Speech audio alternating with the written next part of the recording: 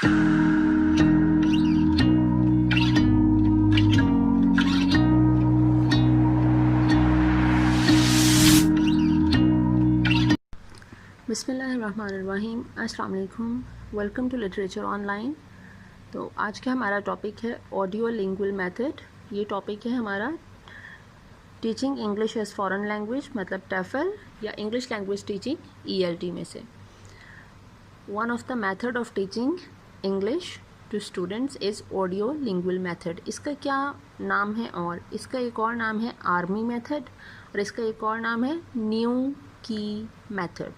ठीक है, ये एक ओरल बेस्ड अप्रोच है, जस्ट लाइक डायरेक्ट मेथड। अब इसकी डेफिनेशन अगर हम करते हैं तो this method is based on the behaviourist theory which postulates that certain traits of living things could be trained through system of reinforcement। ठीक है, आर्मी मेथड से ही आपको समझ आ जानी चाहिए कि आर्मी में जिस तरह से बार बार एक चीज़ को एक ट्रेनिंग दी जाती है, रेपिटेशन होती है, रीइंफोर्स किया जाता है किसी बिहेवियर को, बिल्कुल यही चीज़ इसमें की जाती है, रीइंफोर्समेंट की जाती है। ठीक है, अब इसका एक और नाम है, इसको मिशिगन मेथड भी कहते हैं। मिशिगन मेथड इसे क्यों कहते हैं? क्योंकि Charles fries of University of Michigan led the way in applying the principles from structural linguistics in developing the method. He applied some structural linguistic patterns in this method, and later in its development principles of behavioral psychology were incorporated. ठीक है, in this method the sentence pattern is acquired through conditioning. What does conditioning means? That the students are expected to respond according to a particular stimuli. कि उनको teacher को पहले ही already पता होता है कि students will respond how and when. ठीक है, एक्सपेक्टेड रिस्पॉन्स होता है स्टूडेंट्स से हमारा। अच्छा, अब इसको स्ट्रक्चरल लिंग्विस्टिक्स का क्या मतलब है इसमें, और बिहेवियरल साइकोलॉजी का क्या मतलब है? स्ट्रक्चरल लिंग्विस्टिक्स का मतलब है कि इसमें सबसे पहले phonetics, morphology, syntax and semantics, इन चीज़ों का ख्याल रख के इसको करवाया जाता है कि इन सब चीज़ों पे इसका ध्यान दिया जाता है कि फोनेटिक्स साउंड्स में, मॉर्फोलॉजी वर्ड स्ट्रक्चर, ठीक है, वर्ड फॉर्मेशन में, और उसके बाद सिंटैक्स सेंटेंस फॉर्मेशन के लिए इसमें ये चीज़ें करवाई जाती हैं। वो आपको जब आप इसका प्रोसीजर करेंगे आपको समझ आ जाएगी खुद ही। और बिहेवियरल साइकोलॉजी का मतलब ये है कि रीइंफोर्समेंट करवाई जाती है, इतनी रीइंफोर्समेंट है, इतनी बार रेपिटेशन करवानी है कि वो एक हैबिट बन जाए।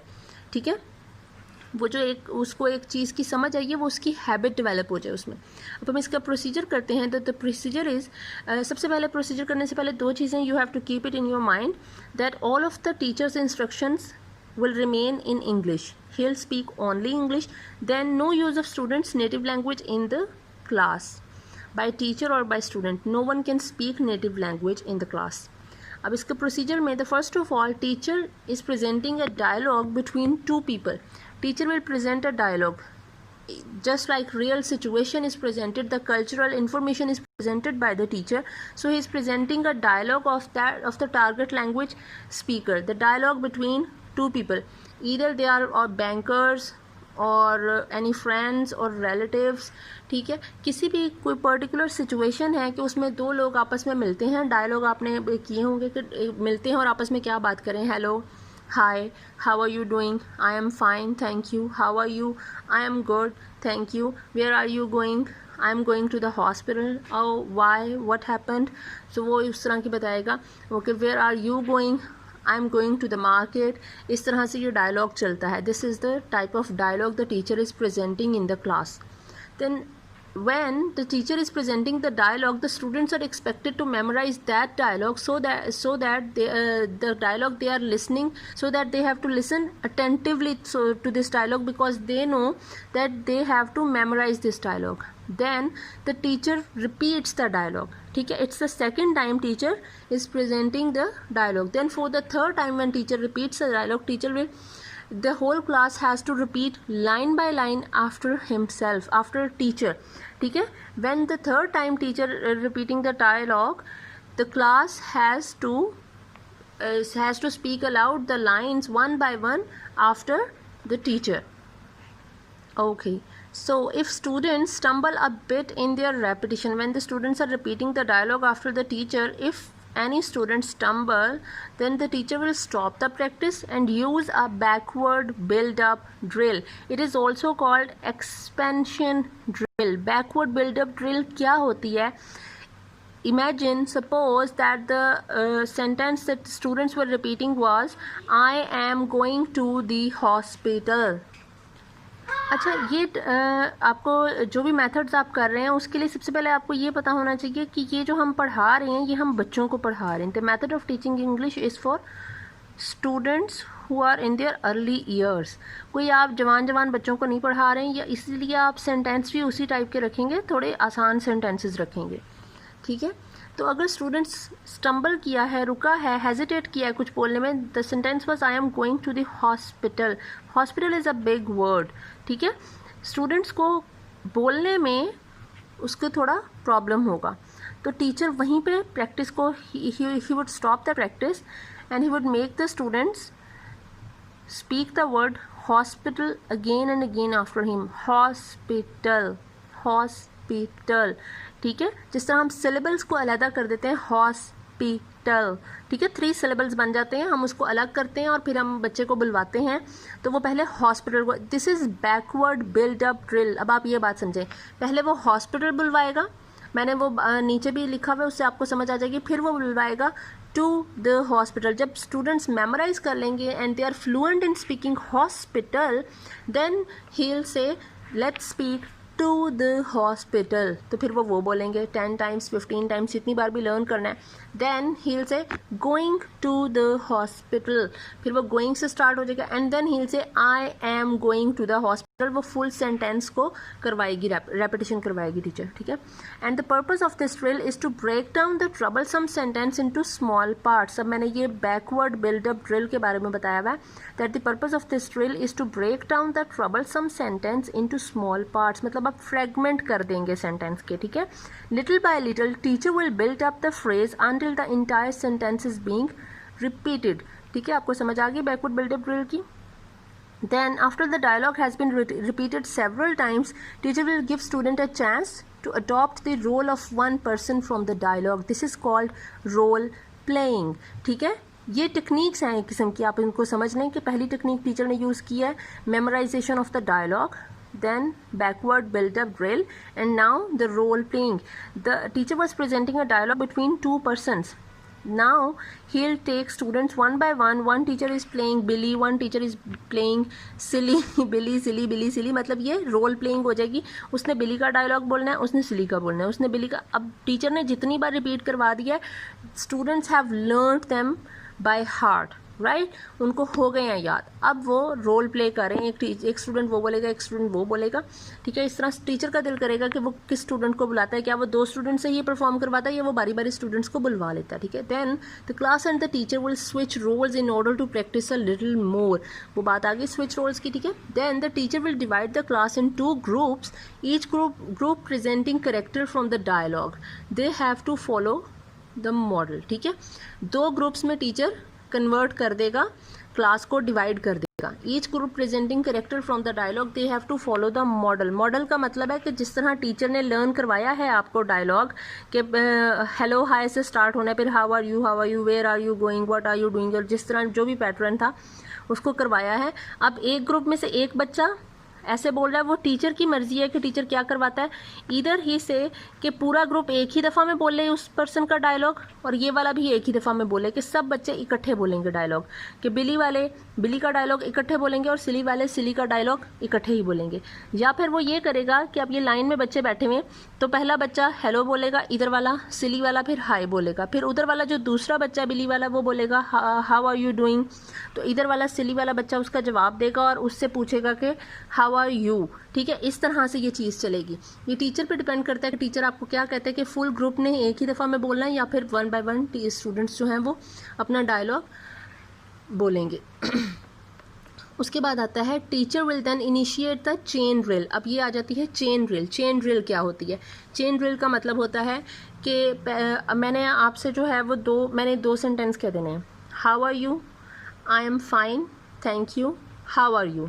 ठीक है, पहले का सेंटेंस है हाउ आर यू और दूसरे का सेंटेंस है I am fine, thank you, how are you doing. ठीक है, अब पहले बच्चे ने बोलना है कि अब मैंने यहाँ पे वेयर आर यू गोइंग की चलो एग्जांपल दी हुई है, वेयर आर यू गोइंग, ठीक है, पहले ने बोला, दूसरे ने बोला I am going to the hospital. फिर ये जो दूसरा बच्चा जिसने जवाब दिया है, अब ये अपना सवाल करेगा वेयर आर यू गोइंग अपने से नेक्स्ट बैठे हुए बच्चे से। ये एक चेन की तरह बच्चे बैठे होंगे, जिस तरह ग्रुप में बैठे होते हैं, सर्कल में बैठे हुए होते हैं, ठीक है। एक बच्चे ने उससे सवाल करना है, दूसरे ने जवाब देना है। जब उसने जवाब देना, उसने साथ ही वो सवाल जो पहले ने उससे किया था वो अपने से नेक्स्ट बच्चे से करना है। उस नेक्स्ट बच्चे ने फिर सेम जवाब देके उसने यही सवाल दोबारा अपने से नेक्स्ट बच्चे से करना है, और ये so on and so on चलता रहेगा। Where are you going, I am going to the hospital, where are you going, I am going to the hospital. ये ऐसे ही पैटर्न चलता रहेगा in a chain, that's why it is called chain drill. अब आप देखें कि 10 बच्चे बैठे हैं, 10 बच्चे एक ही बात मुसलसल कर रहे हैं, तो जिसको अगर नहीं भी आता उसको पहले 9 से सुन के वो चीज़ उसको याद हो जाएगी। This is called the behavioural psychology, the behaviourist theory of री इन्फोर्समेंट। इतनी रेपिटेशन करवाई जाए, इतनी बार करवाया जाए कि वो आपको अजबर हो जाए चीज़, आपके मेरे मुताबिक आपके ब्लड में शामिल हो जाएगी। Then the teacher can also select 2 students to perform the entire dialogue, ठीक है। उसके बाद आता है teacher will use substitution drill by giving them hint और cue to check the understanding of the students. What is substitution drill? अब इसको आप समझ लें तो सब्स्टिट्यूशन ड्रिल होती है कि बच्चों को अब कितनी अच्छी तरह से अजबर हो गया है, they have learn the dialogue where are you going, I am going to the hospital. उनको एक पैटर्न भी याद हो गया है और उनको एक चीज़ भी याद होगी। अब टीचर को पता है कि इनको बिल्कुल समझ आ गई। अब टीचर कुछ तस्वीरें अपने सामने रखेगी, ठीक है। तस्वीरें वो जो उसने सामने रखी हुई हैं उसमें वो एक बैंक की तस्वीर निकालेगी, तो वो पूछेगी बच्चों से कि वेयर आर यू गोइंग, तो बच्चा कहेगा द क्यू इज़, इसमें जो हिंट है क्यू है वो है बैंक, पिक जो है उसकी, ठीक है।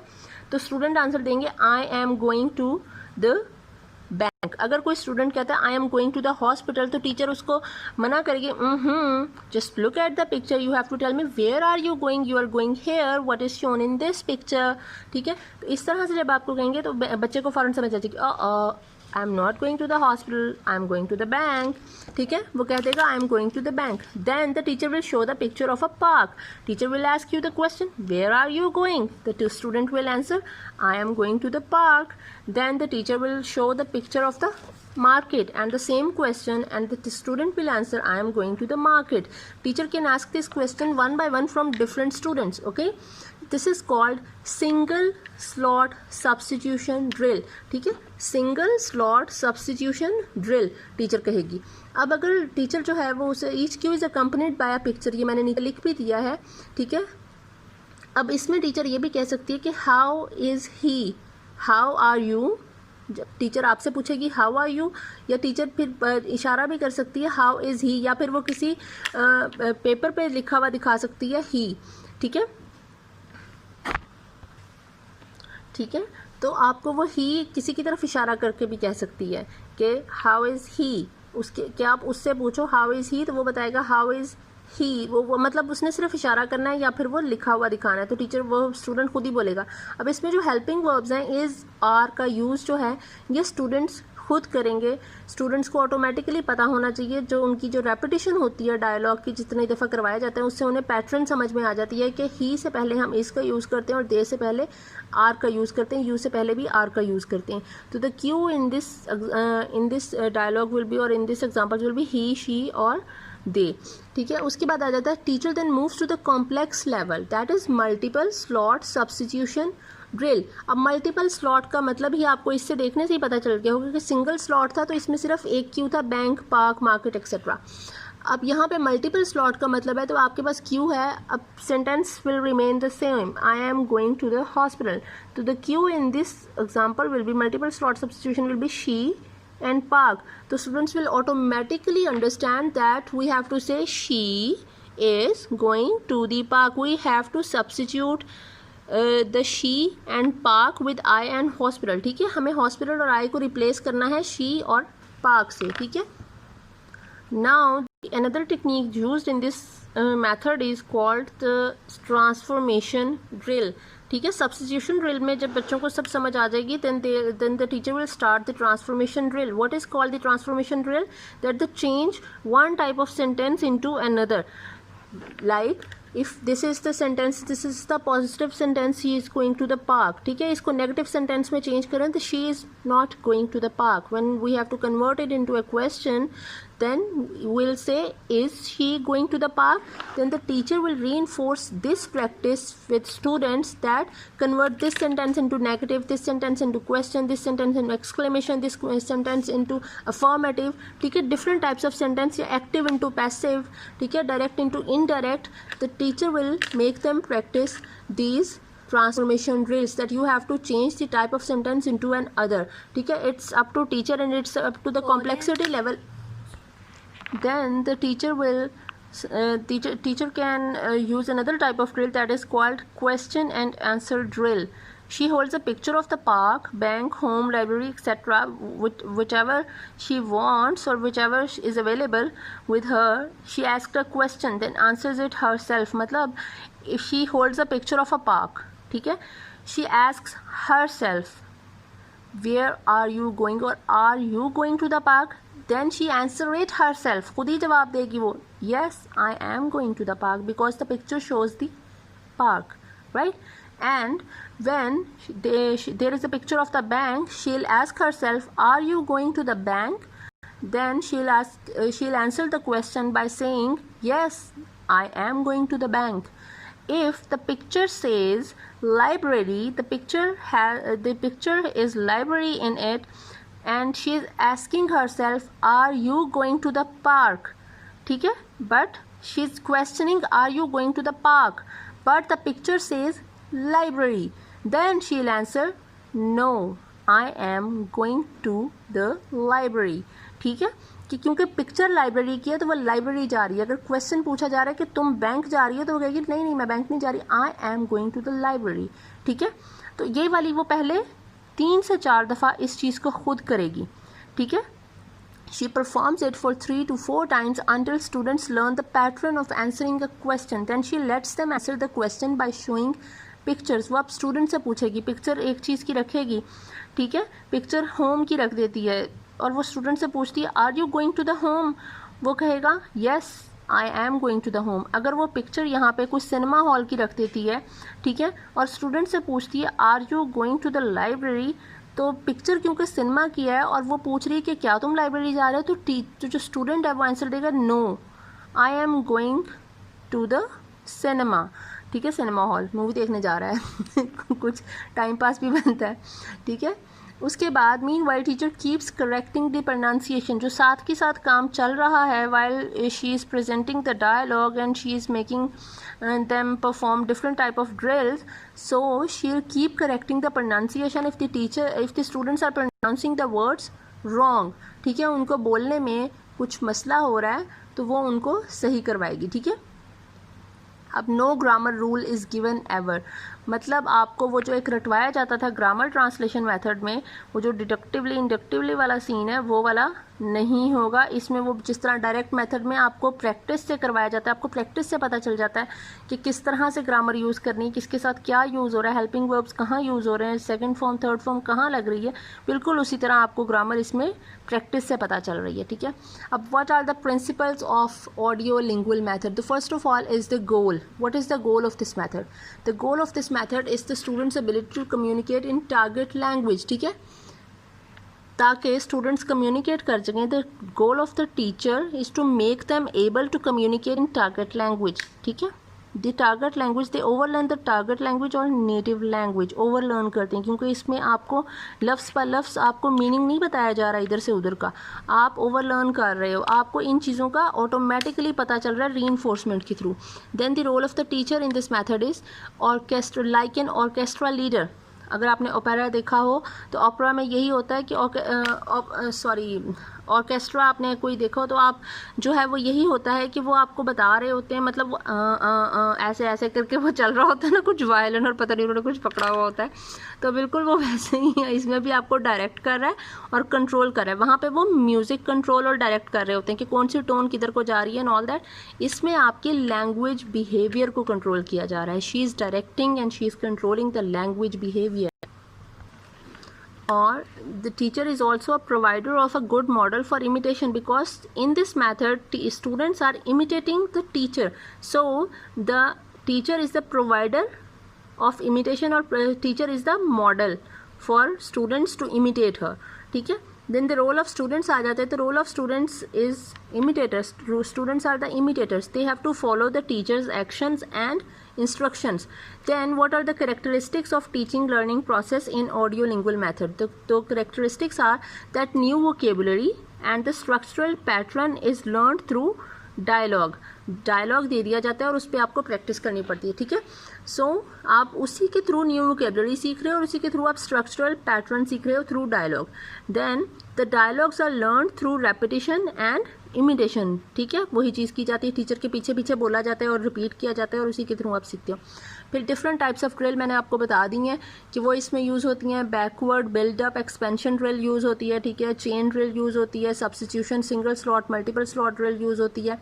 आंसर क्वेश्चन ड्रिल यूज़ होती है, ठीक है. फिर student successful response are positively reinforce. This is called the behaviorist theory, the psychology of the students, that that this positive reinforcement and this repetition will create or will develop a habit in the students, ठीक है.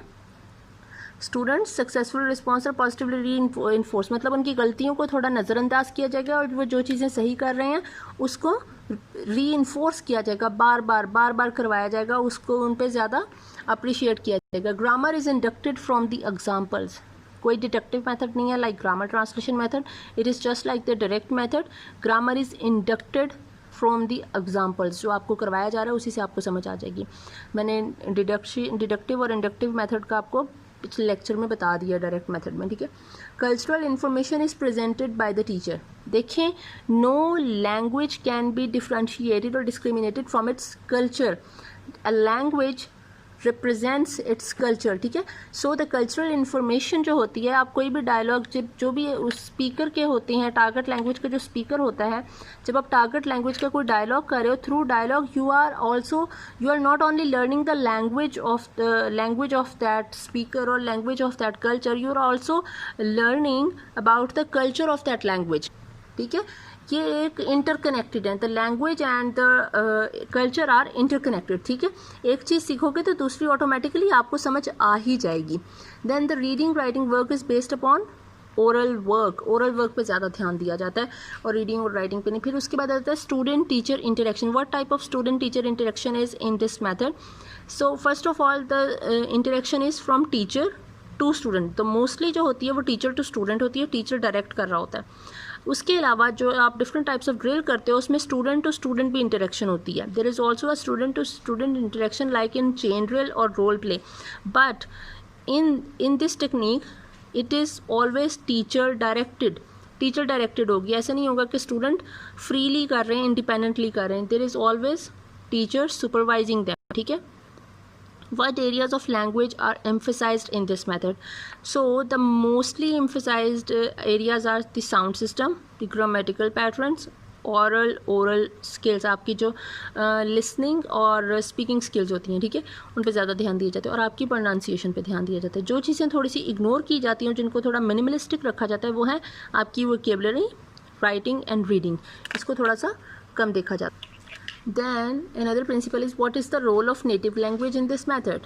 So there is apparently there is no role or use of this language, native language at all. However, it can be used to make a contrastive analysis between the target language and the native language. मतलब आपकी जो fluency होती है और आप किस तरह से चीज़ों को लेकर चल रहे हो, that is the contrastive analysis between the target language and the native language, ठीक है. अदरवाइज़ कोई रोल नहीं है, आपने कुछ भी बोलना छोड़ना नहीं है इसमें, ठीक है. Teachers response to students errors. What type of teachers response to students errors in this method? The errors are to be avoided if possible. वही बात है कि आप गलती को इग्नोर कर दो तो अच्छी बात है अगर कोई छोटी मोटी है. जिस तरह अगर बच्चे की प्रोनाउंसिएशन थोड़ी सी गलत हो रही थी, वो उसको ट्रेड थोड़ा गलत कर रहा है, तो आप क्या करोगे, आप उसको सही लफ्ज़ बताओगे. आप ये नहीं कहोगे यू आर रॉन्ग, या आप मिस स्पेल कर रहे हो, या आप मिस प्रोनाउंस कर रहे हो चीज़ को. आप सिर्फ सही लफ्ज़ को उधर रीइंफोर्स करवाना शुरू कर दोगे, एरर्स को थोड़ा अवॉइड ही करोगे. And teacher should be aware of where the student is having difficulty. लेकिन इसका मतलब ये भी नहीं है कि आप एरर्स को अवॉइड कर रहे हो, इग्नोर कर रहे हो. इसका मतलब ये नहीं है that you have to ignore where the student is having difficulty. You have to be careful and you have to be aware about the position and the areas where student is facing difficulty. ठीक है, आपको इतना सा awareness आपको होनी चाहिए, इतना keen होना चाहिए, keen observer होना चाहिए that the students are facing difficulty in these areas and I have to work on these areas. ठीक है, उसके बाद आ जाते हैं evaluation method. इसमें क्या है, जिस तरह हमने पहले GTM में और DM में किया था कि evaluation methods क्या होते हैं. अब इस method में हमें procedure से ही आइडिया हो गया होगा that we have not done any type of evaluation in this method कि students को क्या आया क्या नहीं. that is not really any evaluation in this method, but teacher can give sentences and ask students to apply appropriate verb form. Like if I am saying I am doing this work, ठीक है, मैंने ये काम कर लिया, मैं ये काम कर रही हूँ, and I am saying to just convert into the past that you have done this work in the past day, previous day. तो आप क्या करोगे, तो students have to know that they have to say I did this work. doing को did में convert करना, the appropriate verb form according to the time. ठीक है, उनको किस तरह से यूज़ करना है. अब उसके बाद हमारे पास आ जाता है what are the techniques used in this method. मैं इसमें अब आपको ज़्यादा वो एक्सप्लेन नहीं करूँगी क्योंकि मैं आपको प्रोसीजर में बता चुकी हूँ. So the techniques are dialogue memorization, backward buildup expansion drill, repetition drill, chain drill, single slot substitution drill, multiple slot substitution drill, transformation drill, ठीक है, question answer drill and use of minimal pairs. अच्छा, minimal pairs क्या होता है, इसको मैं आपको बता दूँ कि आप प्रोसीजर में भी यूज़ कर सकते हैं. मिनिमल पेयर्स होता है जो एक ही तरह के जो लफ्ज़ होते हैं वो थोड़ा सा एक जैसा साउंड करते हैं लेकिन उनके अंदर ये जो वॉवल्स हैं ये डिफरेंट लगे होते हैं. जैसे ship and sheep, bear bear, deer deer, slip sleep. ये जो ई और ई का यूज़ है, जो आई का यूज़ है, आई का साउंड भी ई होता है और डबल ई का साउंड ई होता है, long E. E A double E भी ई होता है और ई ए भी ई होता है. these are the minimal pairs that you have to memorize and you have to make them memorize these sounds and the use of vowels in these words. ठीक है, इसमें आपको थोड़ा करवाना ही पड़ेगा याद. then the completion of the dialogue, like fill in the blanks, कि मैं आपको fill in the blanks दे देती हूँ and I said you to complete the dialogue with the proper words, with the right words. अब आपने learn कर लिया हुआ है डायलॉग तो आपको पता होगा कि इसमें क्या करना है. then the grammar alphabet game. and what is this grammar alphabet game?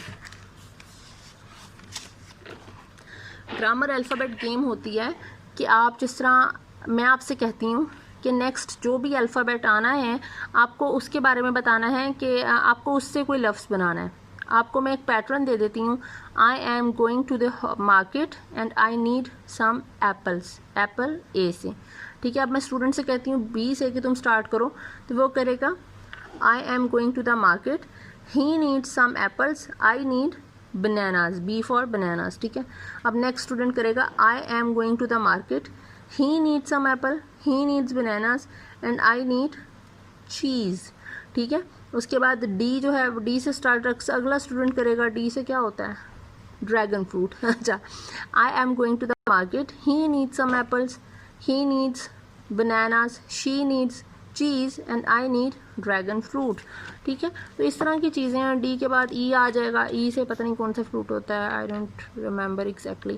खैर इस तरह की ग्रामर अल्फ़ाबेट गेम होती है कि टीचर आपको दे सकते हैं और आपको इस तरह से चीज़ें लेकर चलनी होती हैं. ठीक है, तो एडवांटेजेस और डिसएडवांटेजेस आपको किसी भी बुक से मिल जाएंगे. वीडियो काफ़ी लंबी हो गई है तो मैं अब इसे यहीं पे एंड करूँगी. और प्लीज़ वीडियो को लाइक कर दिया करें. Watch time